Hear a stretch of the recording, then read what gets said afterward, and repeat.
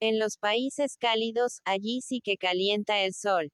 La gente llega a parecer de caoba. Tanto, que en los países tórridos se convierten en negros. Y precisamente a los países cálidos fue a donde marchó un sabio de los países fríos, creyendo que en ellos podía vagabundear. Como hacía en su tierra, aunque pronto se acostumbró a lo contrario. Él y toda la gente sensata debían quedarse puertas adentro. Celosías y puertas se mantenían cerradas el día entero. Parecía como si toda la casa durmiese o que no hubiera nadie en ella. Además, la callejuela con altas casas donde vivía estaba construida de tal forma que el sol no se movía de ella de la mañana a la noche.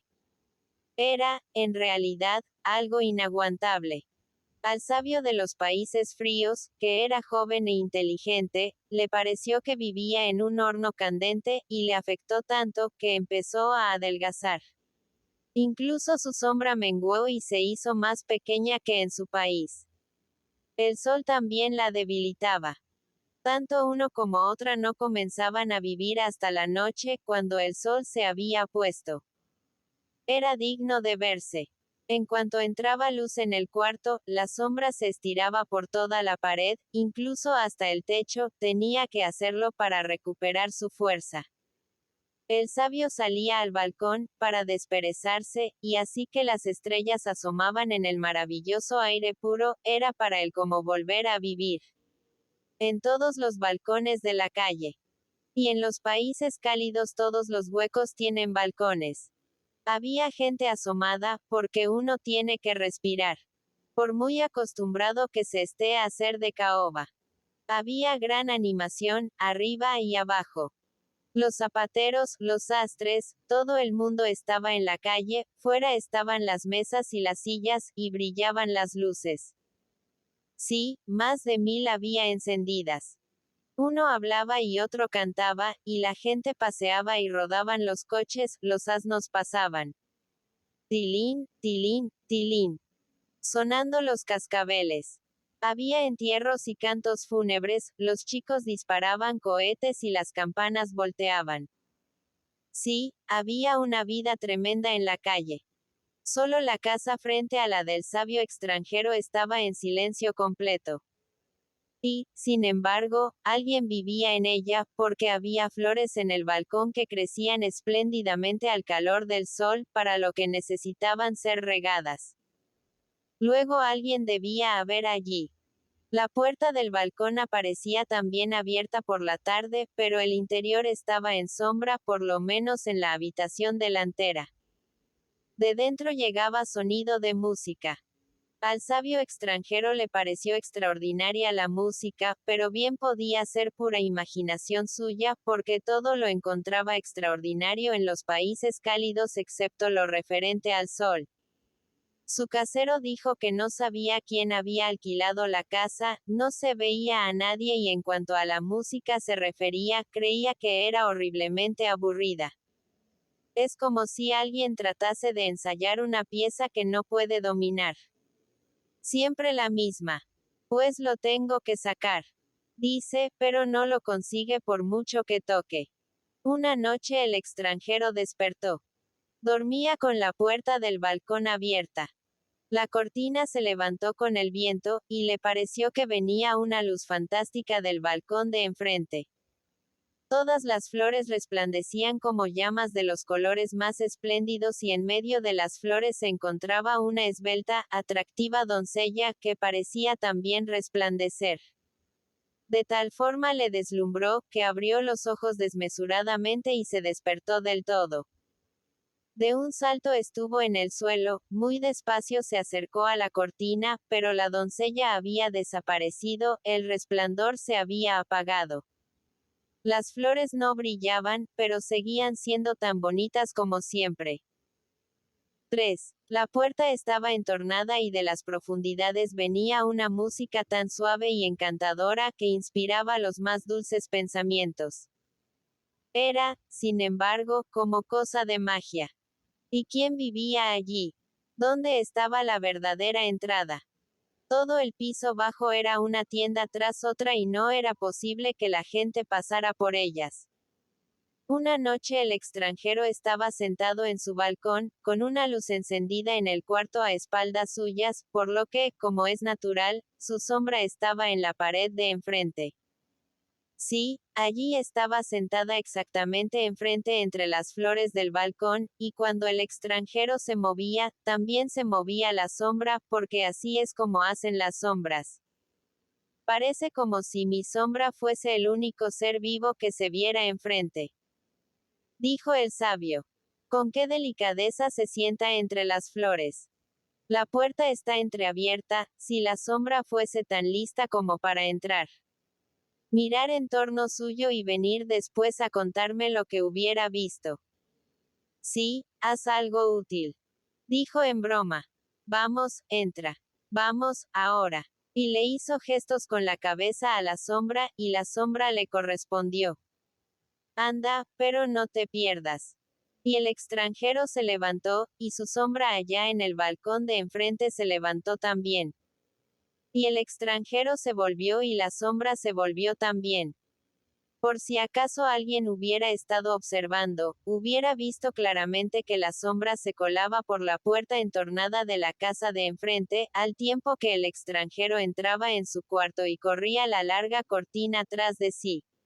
A la mañana siguiente salió el sabio a tomar café y leer los periódicos.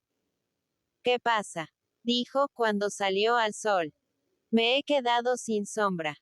Luego se marchó anoche de verdad y no ha vuelto aún. ¡Qué fastidio! Y eso le enojó, no tanto porque la sombra se hubiera ido, sino porque sabía de la existencia de una historia sobre el hombre sin sombra, conocida por todos en su patria allá en los países fríos, y en cuanto el sabio regresara y contase la suya, dirían que la había copiado, y eso no le hacía maldita gracia. Por tanto, no diría una palabra, lo cual estaba muy bien pensado. Por la noche salió de nuevo al balcón.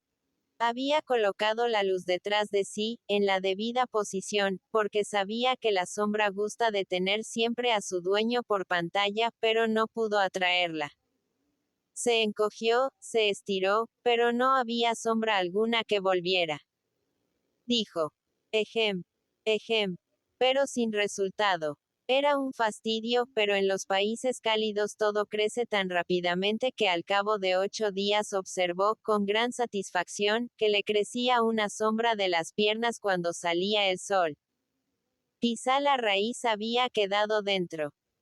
A las 3 semanas, tenía una sombra de considerables dimensiones que, cuando regresó a su patria en los países nórdicos, creció más y más durante el viaje, hasta que al final era tan larga y tan grande que la mitad hubiera bastado. 4. De esta forma regresó el sabio a su casa y escribió libros sobre cuanto había de verdadero en el mundo, lo que había de bueno y de hermoso, y pasaron días y pasaron años. Pasaron muchos años. Una noche estaba sentado en su cuarto cuando llamaron muy quedamente a la puerta. Adelante. Contestó, pero nadie entró. Así es que fue a abrir y vio ante él a un hombre tan sumamente delgado que quedó atónito. Por lo demás, el hombre iba espléndidamente vestido, debía ser una persona distinguida. ¿Con quién tengo el honor de hablar? Preguntó el sabio. Ah, ya pensé que no me reconocería. Dijo el hombre elegante. Me he hecho tan corpóreo que hasta tengo carne y ropas. Seguro que nunca había pensado usted en verme en tal prosperidad. No reconoce usted a su vieja sombra. No creía usted que volviera, ¿verdad? Me ha ido espléndidamente desde que estuve con usted. He sido, en todos los sentidos, muy afortunado. Si tuviera que rescatar mi libertad, podría hacerlo. Y repiqueteó un manojo de preciosos dijes que colgaban del reloj y pasó la mano por la gruesa cadena de oro que llevaba al cuello. ¡Uy! Todos los dedos fulguraron con anillos de diamantes, todos auténticos. No, no puedo hacerme idea de lo que significa esto. Dijo el sabio. Ya, no es nada corriente. Dijo la sombra. Pero usted tampoco es nada corriente y yo, bien sabe usted, desde que era así de chiquito he seguido sus huellas. En cuanto usted descubrió que yo estaba a punto para ir solo por el mundo, seguí mi camino. Me encuentro en una situación excepcionalmente afortunada, pero me ha acometido cierto deseo de volverle a ver antes de que usted muera, porque usted ha de morir. También me gustaría visitar este país, porque la patria siempre tira. Veo que tiene usted otra sombra. ¿Le debo algo a ella o bien a usted? Hágame el favor de decírmelo. Bueno. Pero eres tú. Dijo el sabio. Es extraordinario. Nunca habría creído que la vieja sombra de uno pudiera regresar como persona. Dígame cuánto le debo. Dijo la sombra. Porque no me gustaría deberle nada. ¿Cómo puedes hablar así? Dijo el sabio. ¿De qué deuda hablas? No me debes nada. Me alegra extraordinariamente tu suerte. Siéntate, querido amigo, y cuéntame cómo te ha ido y lo que viste en la casa de enfrente, allá en los países cálidos. Sí que le contaré, dijo la sombra, y se sentó. Pero antes me tiene usted que prometer que no ha de decirle a nadie en la ciudad, caso de que nos encontremos, que yo he sido su sombra. Pienso casarme. Puedo de sobra mantener a una familia. Estate tranquilo, dijo el sabio. No le diré a nadie quién eres en realidad. Esta es mi mano. Palabra de hombre. 5. Palabra de sombra. Dijo la sombra, que era lo que le correspondía decir. Era, por otra parte, de veras notable lo humana que se había vuelto la sombra. Vestía del más riguroso negro y el paño más selecto, botas de charol y sombrero que podía cerrarse, hasta quedar reducido a corona y alas. Sin hablar de lo ya mencionado. Dijes, cadenas de oro y anillos de diamantes. Ya lo creo. La sombra iba extraordinariamente bien vestida, y era precisamente esto lo que la hacía tan humana. Ahora voy a contarle, dijo la sombra, y plantó sus botas de charol lo más fuerte que pudo sobre el brazo de la nueva sombra del sabio, que yacía como un perro faldero a sus pies. Y esto lo hizo bien por orgullo, bien con la intención de que se le quedase pegada. Y la sombra del suelo permaneció quieta y en silencio, resuelta a no perder detalle. Deseaba, sobre todo, enterarse de cómo puede uno manumitirse y llegar a convertirse en su propio señor. ¿Sabe usted quién vivía en la casa de enfrente? Dijo la sombra. La más bella de todas, la poesía. Estuve allí 3 semanas y su efecto ha sido como si hubiera vivido 3000 años y hubiera leído cuanto se ha cantado y se ha escrito. Lo digo y es cierto. Lo he visto todo y lo sé todo. La poesía. Gritó el sabio. Sí, sí, vive con frecuencia en las grandes ciudades, en soledad. La poesía. Sí, la vi tan solo un instante, pero el sueño pesaba en mis ojos. Estaba en el balcón y brillaba como brilla la aurora boreal. Cuenta, cuenta. Estabas en el balcón, entraste por la puerta, y después. Me encontré en la antesala. Dijo la sombra. Lo que usted siempre veía era la antesala. No había luz alguna, solo una especie de crepúsculo, pero las puertas daban unas a otras en una larga serie de salas y salones. Y estaba tan iluminado, que la luz me hubiera matado de haber ido directamente ante la doncella. Pero fui prudente, y tomé tiempo, como debe hacerse. ¿Y entonces qué viste? Preguntó el sabio. Lo vi todo, y se lo contaré, pero no es orgullo por mi parte, pero como ser libre que soy y con los conocimientos que tengo, para no hablar de mi buena posición, mis excelentes relaciones. Desearía que me llamase de usted. Dispense usted, dijo el sabio. Son los viejos hábitos los que más cuesta abandonar. Tiene usted toda la razón y lo tendré presente. Pero cuénteme ahora lo que vio. Todo. Dijo la sombra.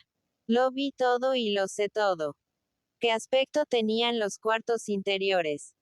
Preguntó el sabio. Eran como el fresco bosque. Eran como un templo. Eran los cuartos como el cielo estrellado, cuando se está en las altas montañas. Todo estaba allí, dijo la sombra. No entré hasta el final, me quedé en el cuarto delantero, a media luz, pero era un puesto excelente, lo vi todo y lo supe todo. He estado en la corte de la poesía, en la antesala. 6. ¿Pero qué es lo que vio? Estaban en el gran salón los dioses de la antigüedad. Luchaban allí los viejos héroes. Jugaban niños encantadores y contaban sus sueños. Le digo que estuve allí y debe comprender que vi todo lo que había que ver. Si usted hubiera estado allí, no se habría convertido en ser humano, pero yo sí. Y además aprendí a conocer lo íntimo de mi naturaleza, lo congénito, el parentesco que tengo con la poesía. Sí, cuando estaba con usted no pensaba en ello, pero siempre, sabe usted, al salir y al ponerse el sol, me hacía extrañamente largo. A la luz de la luna me recortaba casi con mayor precisión que usted. Yo no entendía entonces mi naturaleza, en la antesala se me reveló. Me volví ser humano. Al salir había completado mi madurez, pero usted ya no estaba en los países cálidos. Me avergoncé como hombre de ir como iba, necesitaba botas, trajes, todo este barniz humano que hace reconocible al hombre. Me refugié, sí, puedo decírselo, usted no lo contará en ningún libro, me refugié en las faldas de una vendedora de pasteles, bajo ellas me escondí. La mujer no tenía idea de lo que ocultaba. No salí hasta que llegó la noche. Corrí por la calle a la luz de la luna. Me estiré sobre la pared, que deliciosas cosquillas produce en la espalda. Paréntesis que cierra punto. Corrí arriba y abajo, curioseé por las ventanas más altas, tanto en el salón como en la buhardilla. Miré donde nadie puede mirar, y vi lo que ningún otro ve, lo que nadie debe ver. Si bien se considera, este es un cochino mundo. No querría ser hombre, si no fuera porque está bien considerado el serlo. Vi las cosas más inimaginables en las mujeres, los hombres, los padres y los encantadores e incomparables niños. Vi, dijo la sombra, lo que ningún hombre debe conocer, pero lo que todos se perecerían por saber. Lo malo del prójimo. Si hubiera publicado un periódico, lo que se hubiera leído. Pero yo escribía directamente a la persona en cuestión y se producía el pánico en todas las ciudades a donde iba. Llegaron a tenerme terror y grandísima consideración. Los profesores me nombraron profesor, los sastres me hacían trajes nuevos. No me faltaba de nada. El tesorero del reino acuñaba monedas para mí y las mujeres decían que yo era muy guapo. Y así llegué a ser el hombre que soy. Y ahora me despido. Esta es mi tarjeta. Vivo en la acera del sol, y estoy siempre en casa cuando llueve. Y la sombra se marchó. Pasó tiempo y la sombra volvió. ¿Cómo le va? Preguntó. Ay, dijo el sabio. Escribo acerca de lo verdadero, lo bueno y lo bello, pero nadie se interesa por mi obra. Estoy desesperado, porque son cosas a las que concedo gran importancia. Pues a mí no me ocurre igual, dijo la sombra. Yo, mientras, engordando, ¿qué es lo que hemos de procurar? Usted no entiende el mundo y terminará por caer enfermo. Tiene que viajar. Me iré de viaje este verano. Venga conmigo. Me gustaría llevar un compañero. ¿Quiere usted venir conmigo, como mi sombra? Será para mí un gran placer el llevarle, le pago el viaje. ¡Qué disparate! Dijo el sabio. Según como se mire. Dijo la sombra. El viajar le sentará de maravilla. Sí. 7. ¿Consiente usted en ser mi sombra? Todo correrá de mi cuenta. Esto ya es el colmo. Protestó el sabio. Pero así va todo el mundo. Dijo la sombra. Y así seguirá. Y se marchó. Las cosas no le iban nada bien al sabio, la pena y la preocupación seguían haciendo presa en él, y sus opiniones sobre lo verdadero, lo bueno y lo bello interesaban tanto al público como las rosas a una vaca. Hasta que al final cayó enfermo de consideración. Parece usted totalmente una sombra. Le decía la gente, y esto le produjo un escalofrío, porque le hizo pensar en ella. Lo que debe hacer es tomar las aguas. Dijo la sombra que vino de visita. No hay nada igual. Le llevaré conmigo, por el aquel de nuestra vieja amistad. Yo pago el viaje y usted se encarga de llevar un diario con lo que me resultará el camino más divertido. Quiero ir a un balneario, mi barba no crece como debiera, eso es también una enfermedad, y una barba es algo indispensable. Sea razonable y acepte la invitación, viajaremos como amigos, por supuesto. Y así viajaron. La sombra hacía de señor y el señor hacía de sombra. Fueron juntos. En coche, a caballo, a pie, al lado uno de otro, delante o detrás, según la posición del sol. La sombra sabía ponerse siempre en el lugar del señor, mientras el sabio no prestaba atención a semejante cosa. Tenía un corazón excelente y era sumamente cortés y afectuoso, así que un día le dijo a la sombra: puesto que nos hemos convertido en compañeros de viaje y, además, hemos crecido juntos desde la infancia, ¿por qué no nos tuteamos? Sería más íntimo. En eso que dice, contestó la sombra, que ahora era el verdadero señor. Hay mucha franqueza y buena intención, por lo que seré igualmente bien intencionado y franco. Usted, como sabio que es, sabe sin duda lo especial que es la naturaleza. Hay quien no aguanta el roce del papel gris, le pone enfermo. A otros se les pasa todo el cuerpo si se rasca un clavo contra un vidrio. Lo mismo siento yo cuando le oigo tutearme, es como si me empujasen de nuevo a mi primer empleo con usted. No se trata de orgullo, sino, como verá, de una sensación. Pero si no puedo permitirle que me trate de tú, con mucho gusto le tutearé a usted, como fórmula de compromiso. Y así la sombra tuteó a su antiguo señor. ¡Qué absurdo! Pensó este. Que yo le hable de usted y él me tutee. Pero no tuvo más remedio que aguantarlo. Al fin llegaron a un balneario, donde había muchos extranjeros, y entre ellos una encantadora princesa que padecía la enfermedad de tener una vista agudísima, lo que era en extremo alarmante.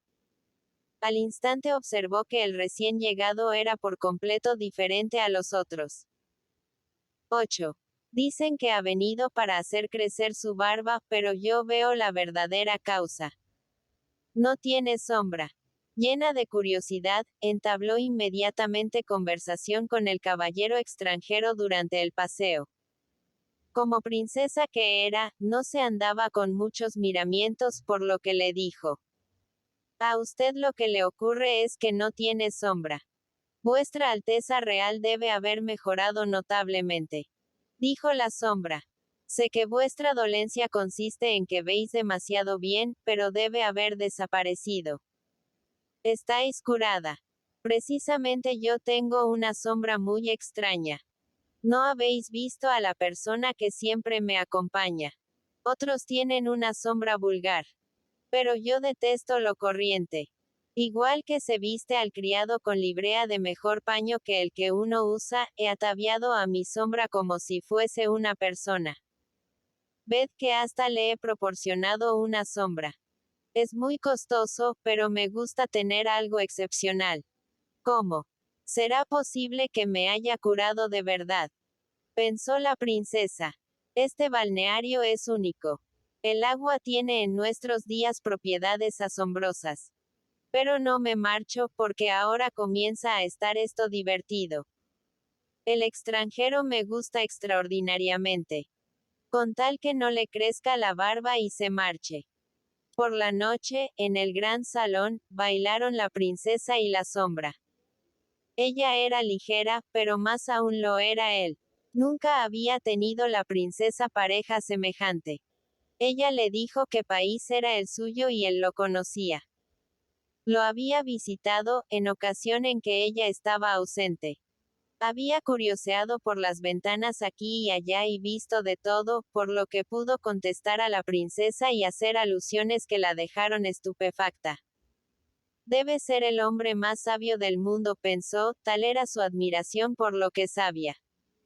Y cuando bailaron de nuevo, la princesa quedó enamoradísima, de lo que la sombra se dio cuenta, porque ella le atravesaba con su mirada.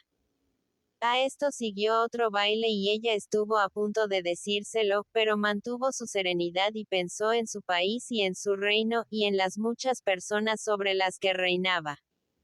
Es un sabio, se dijo, lo cual es cosa buena. Y baila espléndidamente, lo cual es también bueno.